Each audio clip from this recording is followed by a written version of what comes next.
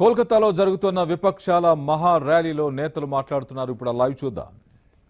प्रदेश में चमत्कार करके दिखाया, राजस्थान में, छत्तीसगढ़ में और मध्य प्रदेश में। ऐसे हमारे राहुल गांधी जी ने कहा यह गब्बर सिंह टैक्स है। ये क्यों किया ऐसा?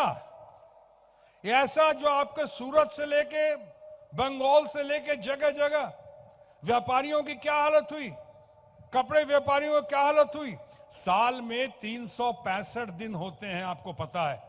क्या आपको पता है कि अभी तक जीएसटी में 367 अमेंडमेंट्स हो चुके हैं और अभी भी हुए जा रहे हैं, बगैर सोचे बगैर विचारे।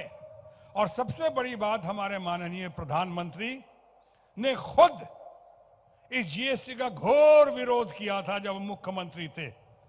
आज अचानक पलटे जीएसटी को, इस तरह से कॉम्प्लिकेटेड जीएसटी को अचानक रातों रात के 12 बजे से देश को दूसरी आजादी मिल गई हो, दूसरी आजादी मिल गई ऐसी घोषणा की पार्लियामेंट में।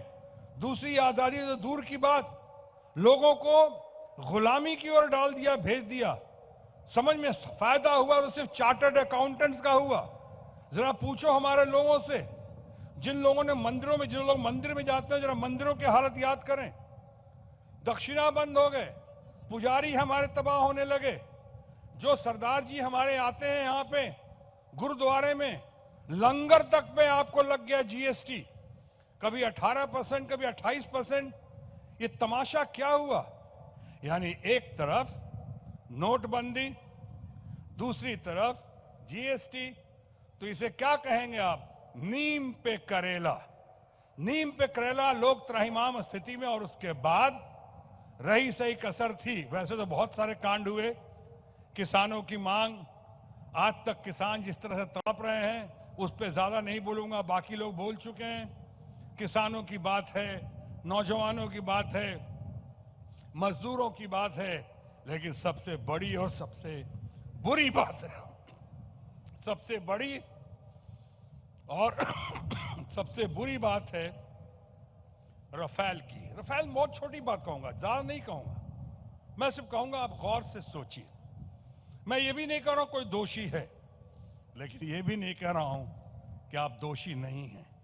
अगर इस तरह से आप बात दबाने की और छुपाने की कोशिश करेंगे तो देश की जनता कहेगी वाकई कि चौकीदार चोर है। आप छुपाते क्यों हैं? आप कहते क्यों नहीं हैं? दो तीन ही तो सवाल है। आज ही एन राम ने, जो देश के बहुत बड़े बुद्धिजीवी हैं, आज ही एन राम ने, जो देश के बहुत बड़े बुद्धिजीवी हैं, उन्होंने क्या कहा है? एक राफेल डील में 41% से ज्यादा का घाटा हुआ है, यानी मुनाफा लिया गया, देश को घाटा हुआ है। 3 सवाल है, ये बच्चों को या नौजवानों को बता रहा हूं। पहली बात तो ये, 126 हवाई जहाज की जरूरत थी, 36 क्यों लिया गया? जबकि देश की सुरक्षा का सवाल है। नंबर 2, ये हवाई जहाज का दाम 3 गुना से ज्यादा कैसे हो गया? 500 करोड़ था, 500 प्लस 526, 530 कुछ भी होगा, और उसको 1600 करोड़ में कैसे गया एक जहाज? और एक और, हमारे पास देश की इतनी अच्छी कंपनी है HAL, जिसे सुखोई तक बनाने का, उसको सुखोई तक जो बना सकता है, जो सुखोई, जो हमारे अपने अखिलेश यादव ने, हमारे अखिलेश यादव मुख्यमंत्री थे, जिन्होंने ऐसे ऐसे जबरदस्त हवाई अड्डे नहीं, हाईवेज बनाए हैं जहां पे सुखोई हवाई जहाज तक उतार दिया जा सकता है। ये HAL ने बनाया। ऑफ कोर्स हाईवे इन्होंने बनाया, अखिलेश यादव ने गजब किया। और आज अखिलेश यादव ने और हमारे सतीश मिश्रा जी हैं, या यूं कहूं हमारे आदरणीय ममता जी हैं, और या यूं कहूं कि आदरणीय ममता जी के साथ साथ आज जिनका साथ सहयोग आशीर्वाद मिला है, हम सब की अपनी बहन मायावती जी, उनका सहयोग मिला। उनके साथ मिलकर आज इन्होंने एक नया फैसला, एक नया परचम लहराया है एकता का और जीत का उत्तर प्रदेश में, वो बधाई के पात्र हैं। लेकिन मैं कह रहा था एचएएल पे कि एचएएल वो कंपनी हिंदुस्तान की अपनी कंपनी है, उसको नहीं दिया गया, और एक नए कंपनी को जो 10-12 दिन पहले लगा था, जिसके बाद 10-12 लाख की पूंजी थे उस कंपनी में, उसको हवाई जहाज का, जिसने साइकिल का चक्का नहीं बनाया था, उसको कैसे दे दिया? यही सवाल है। ये 3 सवाल पे आप गौर करें, 3 सवाल का जवाब दे दें। और जब तक जवाब नहीं देंगे, जब तक बिहार की भाषा में आप थेथराई करेंगे, जब तक आप बोलते जाएंगे, छुपाते जाएंगे, कारपेट डालते जाएंगे, तब तक आप सुनते जाएंगे चौकीदार चोर है, चौकीदार चोर है। तब तक आप सुनते जाएंगे। इसलिए आइए, उठिए। हम जानते हैं ये इलेक्शन की घड़ी है, इलेक्शन की घड़ी है। अब फिर नए नए वायदे शुरू हो रहे हैं, नई नई बातें शुरू हो रही हैं, प्रॉमिसेस बहुत हो रहे हैं, परफॉर्मेंसेस नहीं हो रहे हैं। प्रॉमिसेस और परफॉर्मेंसेस के बीच में गहरी खाई हो गई है, और उससे अब सुनते जाइए। Sit up India, sitting India, made in India, क्या जन धन योजना, मुद्रा योजना, उज्ज्वला योजना। उज्ज्वला योजना एक तरफ, सिलेंडर का दाम बढ़ गया दूसरी तरफ। करते जाइए आप सारी बातें। अभी मेड इन इंडिया बहुत सुन रहा हूं, अभी तक तो मेड इन इंडिया के लिए क्या किया आपने? और जब तक अच्छा नहीं करेंगे आप, तब तक मेड इन इंडिया का मतलब होगा मेड इन चाइना, जो चल रहा है। आपको रोकना पड़ेगा, उसके लिए चीजें भी अच्छी करनी पड़ेंगी, क्वालिटी भी अच्छी करनी पड़ेगी, दाम भी कम करने पड़ेंगे। और एक बात और, इलेक्शन का वक्त है, 6-8 हफ्ते रह गए हैं, 10-12 हफ्ते रह गए हैं। अब तरह तरह की बातें होंगी, फिर नए वायदे होंगे, अटेंशन डाइवर्ट करेंगे। यहां से जब हम लोग सारी बातों का जवाब मांगेंगे तो हमें अयोध्या की ओर ले जाएंगे। चुनाव से पहले कभी नहीं, चुनाव की घड़ी में, वो भी जब मामला सुप्रीम कोर्ट में है तब। ऐसा क्यों हो रहा है आप समझिए। हमारे लोग अटेंशन डाइवर्ट करने की कोशिश कर रहे हैं। अभी उनसे जो चाहिए वायदे करवा लीजिए। वो ऐसे हो गए हैं, जहां पुल नहीं होगी वहां भी नदी बनाने का वायदा कर देंगे। आप कहेंगे हजूर ऐजा तो नदिया नहीं खे, कहता कोनो बात नहीं खे बबुआ, पुलिया ले लो पुलिया। पुलिया के नदिया का बात, नदिया तो टेम्पोररी भी है, कभियो आई कभियो चल जाए। पुलिया तो परमानेंट बा रखो पुल, और एक बार वोट दे दिया तो बन गई फिर से फूल। ये समझना है। इसीलिए मैं आज कह रहा था, देख रहा था जो हमारे न्यूज के व्यूज नॉर्थ, ईस्ट, वेस्ट और साउथ इंडिया के तमाम बड़े बड़े कद्दावर नेतागण आए हुए हैं, मार्गदर्शक आए हुए हैं। मैं खड़गे जी की उस बात से बहुत सहमत हूं, जहां एक तरफ मैं हमारे अपने केजरीवाल जी से इतना चार्ज होता हूं, इतना जबरदस्त चार्ज होता हूं जब भी उनको सुनता हूं, उनकी ईमानदारी या उनकी ट्रांसपेरेंसी या उनकी लोकप्रियता गजब है। वहीं पे आज मैं खड़गे जी को, जिनको बहुत ध्यान से गौर से सुनता हूं पार्लियामेंट में भी, खड़गे जी की बात को मैंने सुना, और खड़गे जी ने एक बात सही कही कि अभी एकता की घड़ी है, एक गुट और एकजुट होकर चलने की घड़ी है। यानी उनके शब्दों का, उनके वाक्य का सारांश था कि मतभेद हो तो हो, मन भेद ना हो। इस वक्त लक्ष्य एक ही होना चाहिए, उद्देश्य एक ही होना चाहिए।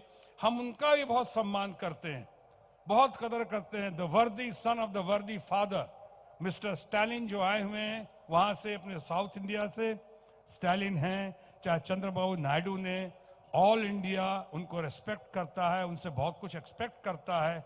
ऐसे हमारे फॉर्मर प्राइम मिनिस्टर देवगौड़ा जी, उनका मार्गदर्शन मिला, उनके बेटे भी बहुत अच्छा बोल कर गए, सतीश जी बहुत अच्छा बोले, अखिलेश तो है ही जवानी से भरपूर। और आपको खुशखबरी दे दूं कि अभी मेरे बाद बहुत ही तेज तर्रार और जो बिहार का भविष्य दिखता है, बहुत ही जबरदस्त नेता है, वो भी वर्दी सन ऑफ द वर्दी फादर है, और वो है तेजस्वी यादव। यहाँ आ चुके हैं और आपके सामने अब तेजस्वी यादव आके इस पे और नई रोशनी डालेंगे, ताकि हम सब अपना अपना प्रकाश, अपना फोकस, अपना उद्देश्य, अपना दमखम मिलाकर अगर साथ चले और सबको साथ लेकर चले सही सेंस में, तो इन पंक्तियों को चरितार्थ कर सकते हैं, इन पंक्तियों को कि दाद देती है गर्दिशे दौरा, जिंदगी एहतराम करती है।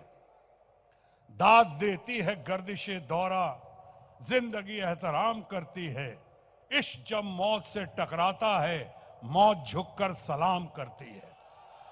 तो आइए हम सब मिलकर तेजस्वी यादव, अखिलेश यादव, सतीश मिश्रा जी, हमारी अपनी ममता जी के नेतृत्व में, हमारी ममता बहन के नेतृत्व में, क्रांतिकारी नेता ममता बहन के नेतृत्व में यशवंत सिन्हा जी, अरुण शौरी जी, केजरीवाल जी और तमाम देवेगौड़ा जी, तमाम मंच में बैठे बैठे अजमल जी, जितने लोग बैठे हुए हैं, अजीत सिंह जी, तमाम, और जैन बहुत बढ़िया लड़का है, बहुत अच्छा बोलता है, सबको साथ लेकर, आप सबों को साथ मिलाकर आइए आगे चलें, तो वी शैल मेक इट। हम होंगे कामयाब अवश्य, एक दिन नहीं बल्कि soon, and sooner the better. God bless. जय बंगाल, जय हिंद। দেখো শত্রুঘ্ন সিনহাও কিন্তু এখনো বিজেপিতে আছে, এখনো আছে। সো এই মিটিং এ ওরাও বলছে ইউনাইটেড ইন্ডিয়া চাই, অর্থাৎ বিজেপি হাটাও দেশ বাঁচাও। থ্যাংক ইউ শত্রুঘ্ন জি। আমাদের মধ্যে উপস্থিত হয়েছে তেজস্বী যাদব, আমাদের মধ্যে টিআর বালু, আমার পুরানো কলিগ, বিনয় তামাং, আমার রামমোহন রাও, ওমর আবদুল্লাহ এবং কিরণময় নন্দ সহ বদরুদ্দিন আজমল সহ অনেকেই আছে, তারা আমাদের সাথে সাথ দিচ্ছেন। আমি এখন অনুরোধ করব तेजस्वी यादव, तेजस्वी आइए, आपका लिए इंतजार कर रहे हैं सब, आपका बाद ही मेरा चांस है। Let him speak. हाँ आप बोलो। पूरा देश एक है, उसीलिए हम उनको जवाब देना चाहते हैं। हमारी अनेकता में ही एकता है। देश आज टुकड़े टुकड़े इन सांप्रदायिक शक्तियों ने, आरएसएस के लोगों ने करने का काम किया, मोदी जी ने करने का काम किया। आप समझो कि देश फट चुका है और देश को अभी तलवार की जरूरत नहीं, सुई की जरूरत है। और मान लो ये कपड़ा अगर फट जाए तो तलवार काम नहीं आएगा, लेकिन सुई काम आएगा, सुई काम आएगा। आज जितने दल के लोग यहाँ बैठे हैं, आज हम लोग सब लोग सुई का काम कर रहे हैं, अलग अलग रंग का धागा लगाएंगे और इसको, देश को जोड़ने का काम करेंगे और एक रह करके तरक्की के रास्ते पे ले जाने का काम करेंगे। मोदी जी इतना झूठ बोलते हैं, इतना झूठ बोलते हैं। मोदी जी झूठ बोलने के फैक्ट्री हैं, मैन्युफैक्चरर भी हैं, होलसेलर भी हैं और डिस्ट्रीब्यूटर भी हैं। मतलब बोलते हैं ना कि कोई सामान का प्रचार में आप लोग देखते हो ऐड मिलता होगा, एक के बदले 10, तो मोदी जी एक झूठ बोलेंगे और 10 झूठ मुफ्त में दे देते हैं। इसलिए ऐसे लोगों से हम सब लोगों को सजग रहने की जरूरत है, एक साथ रहने की जरूरत है। इनके सावधानी से हम लोग सब लोगों को मिलकर के काम करना होगा। और मोदी जी तो पूरी तरीके से राजनीति दिखावटी है, सजावटी है, बनावटी है और मिलावटी है। इसलिए हम सब लोगों को सजग रहने की जरूरत है।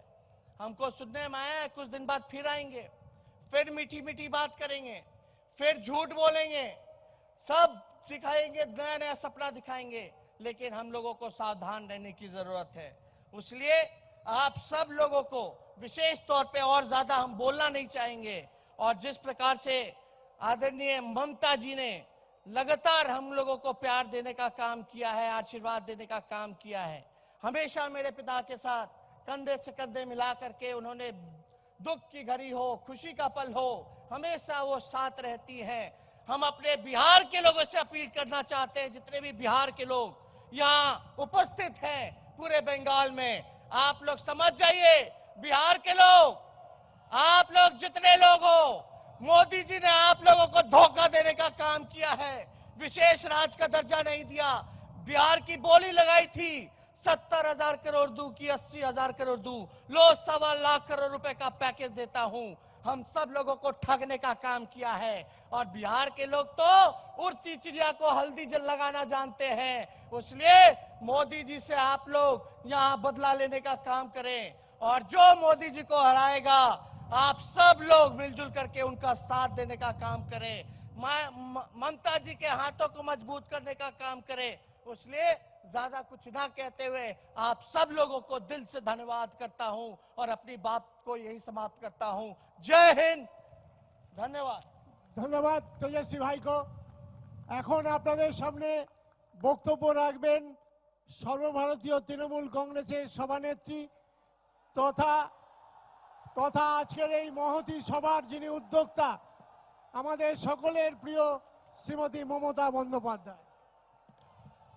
অনেক ধন্যবাদ সুব্রত বক্সী, আমাদের সভাপতি, রাজ্যের সমস্ত নেতৃবৃন্দ, শারদজি, দেবগৌড়াজি, শারদ যাদব থেকে শুরু করে, পাওয়ার থেকে শুরু করে, অখিলেশ থেকে শুরু করে, সতীশজি থেকে শুরু করে, অভিষেকজি থেকে শুরু করে, মিস্টার আমাদের খার্গেজি থেকে শুরু করে, ওমর আবদুল্লাহ, ফারুক আবদুল্লাহ, जसवंत सिन्हा जी, अपांग जी, लालडू माँ जी, हेमंत सोरेन जी, जयप्रकाश यादव जी, हमारा शत्रुघ्न सिन्हा जी, हमारा Hardik Patel, then Jignesh, then Badruddin ji, mister Stalin and Chandrababu Naidu and all of my colleagues, हमारा जितना भी दोस्त है, माँ भाई ও বোনেরা, অনেকক্ষণ কষ্ট করেছেন, আর একটুখানি বেশিক্ষণ টাইম আমি নেব না। আমি বলি আমি ग्रेटफुल, हम तो आभारी है हमारा हॉल लीडर के लिए। ये यूनाइटेड इंडिया का देखो एक बड़ा हिंदुस्तान का मंच हुआ है, जो सारे जहां से अच्छा हिंदुस्तान हमारा जो कहा जाता है।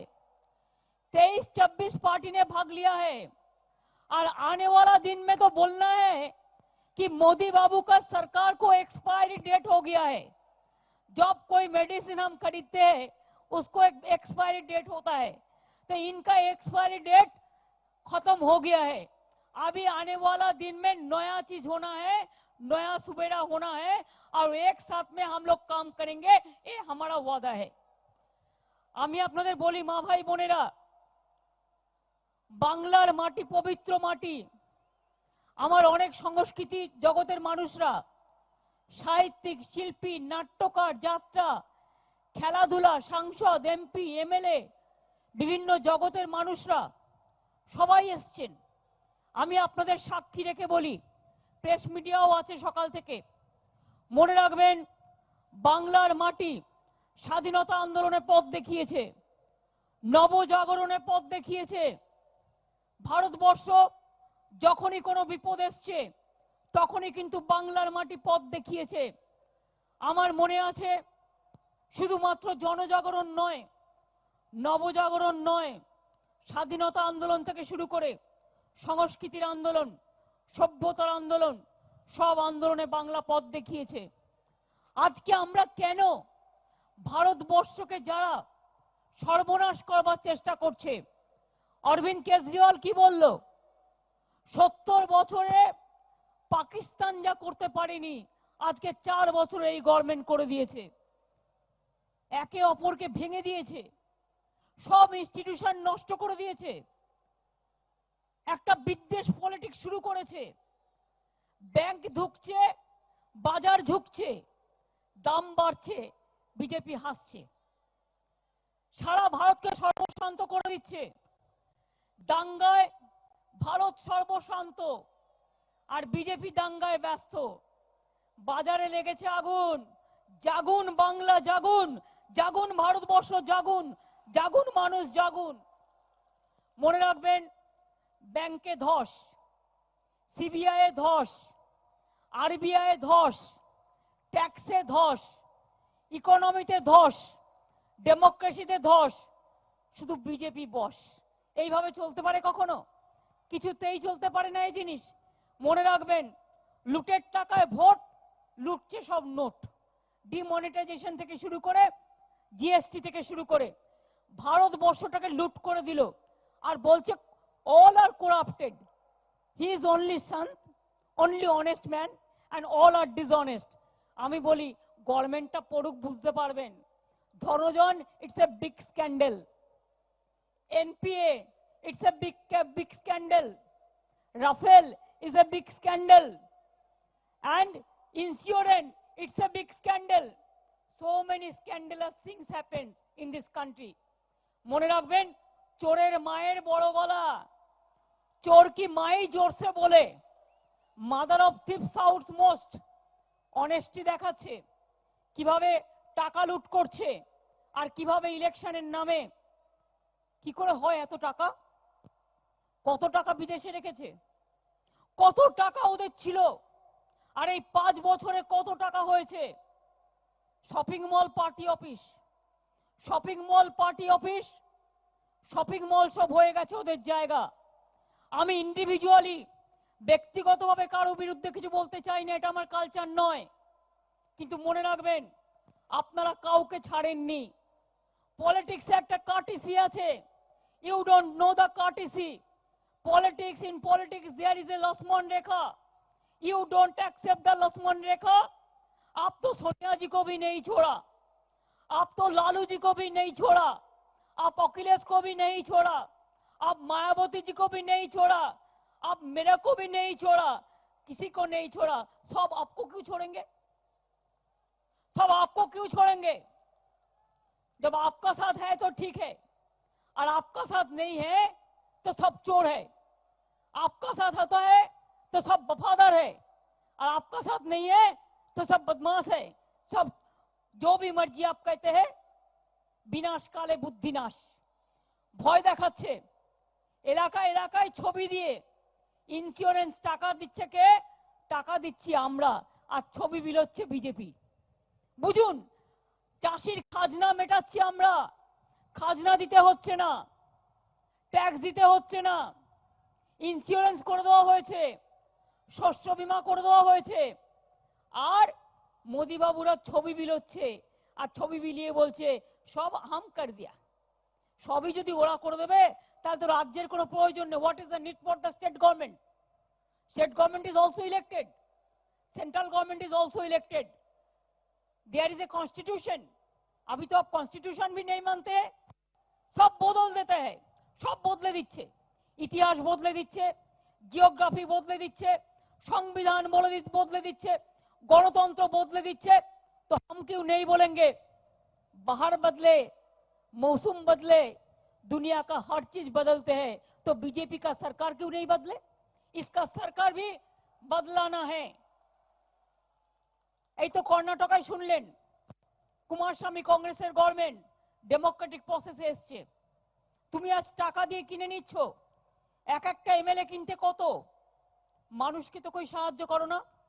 2 কোটি বেকার হয়েছে, বলেছিল বছরে 2 কোটি লোকের চাকরি দেবো, 2 करोड़ नौकरी देंगे साल भर, और 1 साल में 2018 में 2 करोड़ बेरोजगार हो गया, 2 কোটি বেকার হয়ে গেছে।